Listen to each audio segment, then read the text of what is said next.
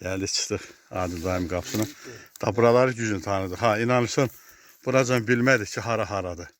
Geldi filmanla. Rəhmancının qapısıdır. Bu da Rəhmancının hovuzudur. Rəhman, buranı sen geçe bilərsiniz. Buradan baxanda bak orada alma vardı, kırmızı alma. O da bizim tuğlamızıydı. O da bizim evdi. He, bizim sil evin qabağıdır bura. He. Evimizi tapırdım. Geldim gücün tapdım. Bura Adil amcanın evinin qabağında. Bak bura kimin evidir? Bilmirəm. Yəqin bura Xanlar dayının evi olar. Rəhmətli Xanlar dayının evidir. 100%. Hə. Bura Adil dayımındır. Amma hamamı da bu da yer çalatsa. Yəqin burada neyse çalası varmış. Daş da tökülüb. Nə daşdı bilmirəm. Erməni get tökü yoxdur.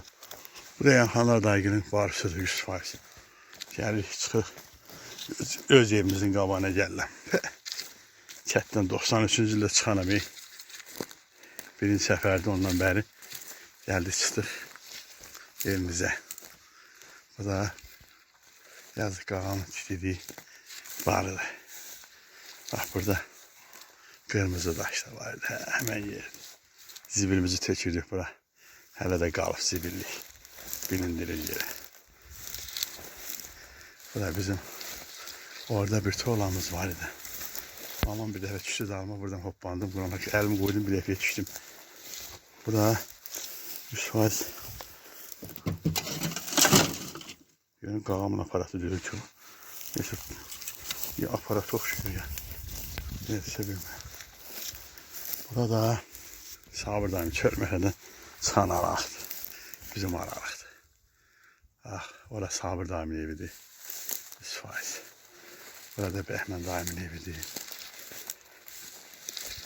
Qonşuyduk. Qabaq bura yekə gəlirdi adama. Bax buradan dururuq. Üzü belə. Dedim Ramiz dayımgillərin evinə tərəf. Xanlar dayı bu tərəfdəydi. Bax belə çölməklə. Aradan bir səhv dayıgilin evidir. Və girmi qapımıza hiç girməyim gəlmir. Amma girəcəm. Neçədən sonra gəldik, girdik qapımıza. Və firma girdi.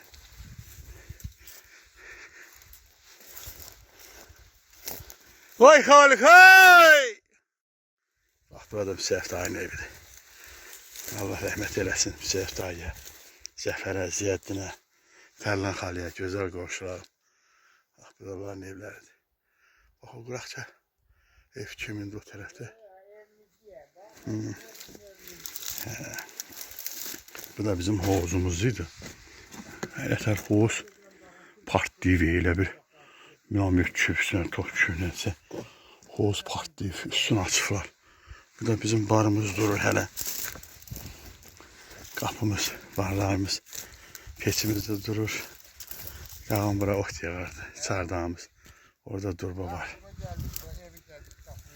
100% bax belə. Bir səftagilin evi dora tifardı. Bura bizim qapımız var. Şimdi ama neymiş belə? Ne mermisidir belə? Neyse belə hiç bilmiyorum. Mermi değilmiş belki. Kapının şeydi belə. Bu da bizim kapımız. Burada mən deyirəm o nə durbuyum şey. Belki de bizim çardağın durbasıymış şey. Ha? Bu bizim plakəndir filma. Ya dört göz gazımızın üstüdür. Yeridir. Plakən var. Bu plakən bize büyük gelirdi. Banaca plakən imiş. Bir de elə gəlir ki, bizim zaldan yekə zal olmuyor. He, bak balaca. İndiki filmler zalımıza. Biz elə doğrudan bizim ev yeri çok büyük değilmiş şey. Bu 9 metre deyirdik bura. Bu boyu desin 9 metreymiş. Nazik. Balaca bir. Kətdəki evlərimiz balacaymış şey. He, kətdəki evlərimiz belə büyük değilmiş. Belə bu kadar. Bu bəhsimi telefonu koymayana.